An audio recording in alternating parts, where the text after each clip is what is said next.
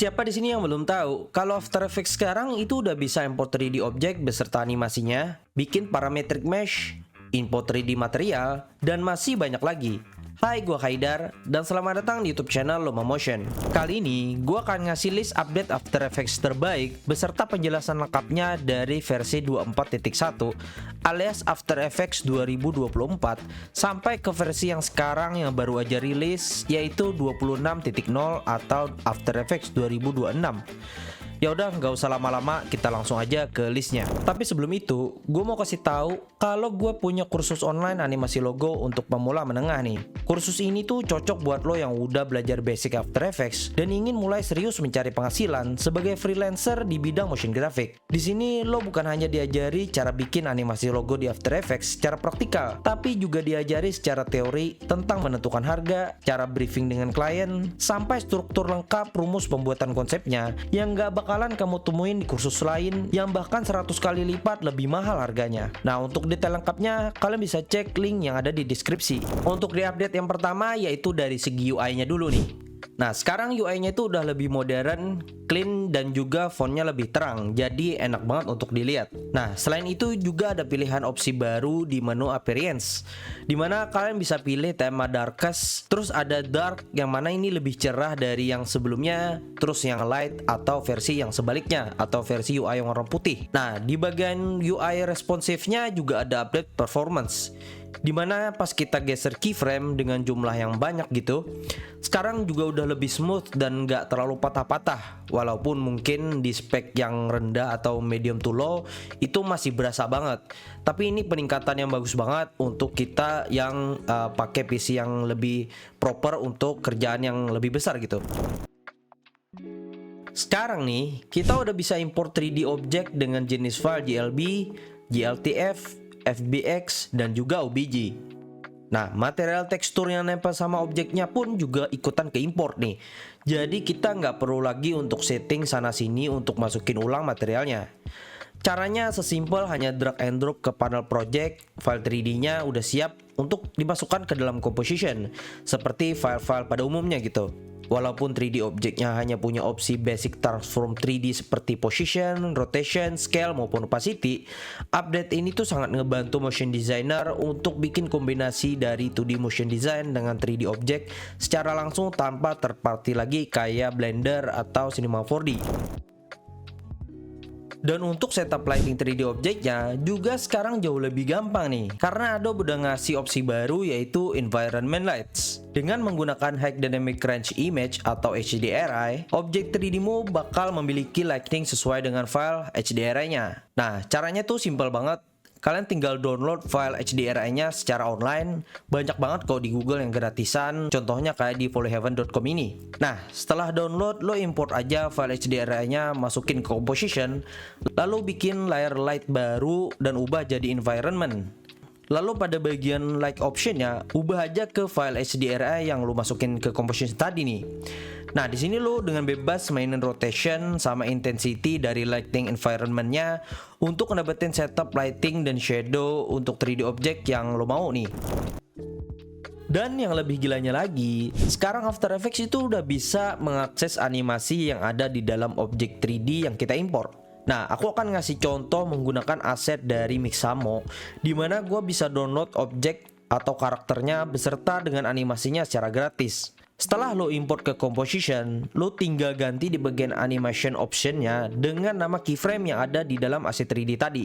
Nah, sekarang lo bisa mainin transform atau komposit 3D objeknya ke background yang lo mau. Adobe juga memberikan update pada hal-hal kecil yang sebenarnya sangat kita butuhin sejak lama, seperti list update yang kelima kali ini, yaitu copy dan paste keyframe pada beberapa layar sekaligus. Di versi lama After Effects, kalau kalian mau copy paste keyframe di beberapa layar yang berbeda sekaligus, yang tercopy itu bukan keyframe-nya, malahan layarnya gitu. Dan ini bikin repot kita dan kita harus punya plugin atau extension tertentu untuk sekedar copy paste kayak gini gitu. Tapi di update sekarang kita udah bisa copy paste keyframe-nya dengan sangat gampang. Kita tinggal select semua keyframe-nya terus copy dan paste seperti biasa gitu. Selain itu juga kita sekarang udah bisa copy keyframe-nya lalu paste dengan keadaan terbalik atau istilah katanya itu reverse keyframe. Nah, caranya sesimpel dengan copy dengan shortcut Ctrl+C keyframe yang lo mau balik, lalu ke edit, paste reverse keyframes, atau bisa dengan shortcut Ctrl+Shift+V. Update kecil ini tuh sangat bikin kerjaan motion design itu jauh lebih efisien dan juga lebih cepat gitu. Dan pada bagian panel background, kita juga dikasih update untuk bisa ganti warnanya. Kalian tinggal klik icon garis 3 di samping panel composition ini, lalu pilih panel background colors, dan di sini lo bisa gunain template warna yang tersedia atau pilih kostum warnamu sendiri. Dulu, kalau kita mau bikin controller dengan null object, kita harus lakuin secara manual atau pakai extension seperti Create Null from Path atau Motion Tools Pro.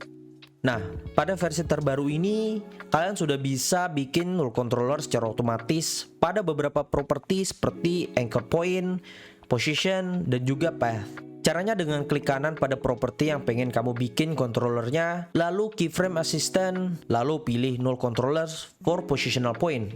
Dan untuk properti path, di sini tersedia 3 opsi. Yang pertama, null controllers for path point. Nah, ini fungsinya untuk bikin null objeknya bisa mengontrol titik path-nya. Nah, sebelumnya kita itu pakai create null from path untuk bisa lakuin ini. Tapi sekarang di After Effects tuh udah bisa langsung gitu. Yang kedua, null tracing along path. Nah, ini tuh untuk bikin null objeknya itu bergerak mengikuti jalur atau path dari shape layer-nya. Dan yang ketiga, yaitu null following path points. Atau ini kebalikan dari yang pertama, yaitu bikin null objeknya itu dikontrol oleh path point-nya. Nah, dengan ini kita nggak perlu lagi untuk install extension atau pakai plugin dari luar dari misalnya Create Null from Path atau bahkan Motion Tools Pro yang sekarang berbayar. List update yang ke-9 yaitu Quick Offset, di mana kita bisa mengoffset atau menggeser beberapa layar maupun keyframe secara berurutan ataupun acak. Nah, caranya lo tinggal pilih layar yang pengen lo offset, lalu kalian tinggal klik shortcut Alt plus Ctrl, lalu drag layarnya ke samping. Dan untuk urutannya itu dimulai dari layar yang pertama yang lo pilih. Jadi kalau lo mau menggesernya dari bawah, lo pilih aja yang dari bawah dulu baru ke atas. Atau untuk sebaliknya kalian klik yang di atas dulu baru ke bawah gitu. Nah, ini tuh bikin layarnya itu offset secara otomatis, berlaku juga dengan keyframe ya. Untuk list selanjutnya, gue akan masuk ke pembahasan khusus update After Effects yang paling baru, yaitu di versi 26.0 atau After Effects 2026 yang baru banget rilis nih. Nah, kita langsung aja masuk ke listnya. Yang pertama ada variable font. Dimana nih, sekarang kita bisa mainin font style dari sebuah font secara smooth dan juga propertinya bisa kita keyframe. Jadi untuk bikin animasi teks kayak gini tuh sekarang kita nggak perlu repot lagi untuk pakai teknik tertentu. Tapi font yang dipakai di sini juga harus punya fitur variabel nih. Jadi font biasa yang udah kita install itu kalau nggak punya fitur variabel ini nggak bakalan muncul ya propertinya. Dan untuk font variabelnya sendiri, lu bisa cari aja di Adobe Font atau di Google Font.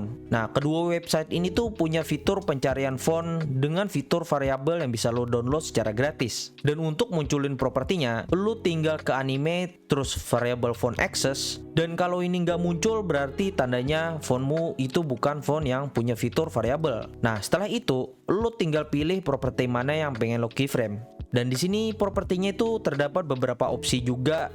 Dan opsinya itu tergantung dari fitur variabel dari fontnya. Setelah bisa import 3D object, developer Adobe masih memasak nih. Sekarang kita bisa bikin parametric mesh atau bentuk basic 3D secara langsung di After Effects. Bentuk parametric mesh-nya pun juga lengkap banget di sini. Ada cube, sphere, plane, torus, cone, dan juga cylinder. Dan setiap bentuk parametric mesh ini juga punya mesh option-nya masing-masing. Seperti cube dengan weight, height, dan juga depth-nya, sphere dengan radius, dan slash untuk potong bagiannya, atau bahkan cone yang punya opsi yang banyak banget untuk dimodifikasi. Dan begitu juga dengan mesh yang lainnya. Nah, ini ngasih kita kebebasan untuk berkreasi dan membuat bentuk yang kita inginkan. Dan untuk motion designer, ini salah satu hal yang bisa kita explore lebih dalam untuk bikin sesuatu dengan kreativitas kita. Adobe juga nggak lupa untuk ngasih opsi untuk masukin 3D material dengan tipe file is besar. Dan untuk download 3D materialnya itu gampang banget. Adobe itu punya website di mana kita bisa download filenya secara gratis tanpa berlangganan lagi. Kalian bisa cek websitenya itu di substance3d.adobe.com. Nah, tanpa berlangganan, lo tinggal download aja untuk cobain fitur ini di After Effects. Untuk cara pakainya, lo tinggal masukin file S besarnya tadi ke panel project seperti file-file lainnya, dan lo nggak usah lagi drag and drop ke composition karena dia bakal otomatis muncul di properti material assignment 3D assetnya. Dan di sini lo bisa masukin 3D materialnya ke objek 3D yang lo import sebelumnya, atau bahkan ke dalam 3D mesh bawaan After Effects yang juga sebelumnya baru gue jelasin.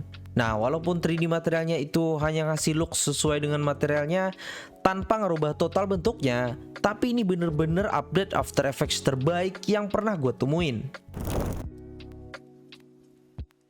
Dan untuk shadow, Advanced 3D Render alias render engine untuk import 3D objek tadi udah bisa nangkep shadow atau bayangan dari objek 3D-nya. Nah, kalian bisa nangkap objek 3D-nya itu menggunakan layer lighting dari lighting spot, parallel, dan juga environment lights. Karena di versi sebelumnya itu, shadow catcher hanya ada pada objek 3D yang menggunakan opsi environment lights. Tapi sekarang itu kalian udah bisa pakai 3 opsi tadi untuk bikin shadow catcher gitu, atau menambahkan shadow pada 3D objeknya tadi. Nah, shadow catcher ini itu sangat ngebantu untuk bikin compositing 3D objek ke background 2D agar terlihat lebih realistis, karena opsi ngatur shadownya itu bisa jadi lebih luas. Hapus background hitam atau putih di After Effects sekarang udah nggak seserem dulu lagi, karena di update yang terbaru ini ada yang namanya efek unmold. Nah, efeknya ini sesimpel ngilangin background hitam atau putih di aset-aset buat video editing kita. Nah, ini hal simple yang After Effects dari dulu nggak punya, tapi sangat-sangatlah kita butuhin dari dulu gitu. Cara kerjanya pun simple banget. Lo tinggal cari aja efek unmold di Effects and Preset, lalu masukkan ke dalam aset yang mau lo potong backgroundnya. Nah, jangan lupa juga untuk ganti background colornya sesuai dengan warna yang pengen lo hapus. Lo juga bisa adjust softness dan levelnya sesuai dengan keinginan lo. Di update yang selanjutnya ada Crop Comb. Nah, tools ini dulu hanya ada di Motion Tools Pro dan gua pernah bahas di video sebelumnya. Tapi karena sekarang itu berbayar, jadi aksesnya itu sangat terbatas. Nah, tools ini itu bisa motong otomatis bagian kosong di compositionnya dan membuat compositionnya jadi lebih rapat. Dan tools ini tuh biasanya ngebantu banget untuk efek seperti corner pin, karena basically corner pin ini akan naro pinnya sesuai dengan compositionnya gitu. Lo tinggal klik aja semua shape layer di dalam composition yang lo mau jadikan acuan untuk jadi batas compositionnya. Nah, lo klik kanan terus cari crop comb to selected layer bounds. Kita nggak perlu lagi bantuan Adobe Illustrator untuk convert file SVG ke After Effects. Karena sekarang kita udah bisa import secara langsung sama seperti file vektor Adobe Illustrator ke After Effects gitu.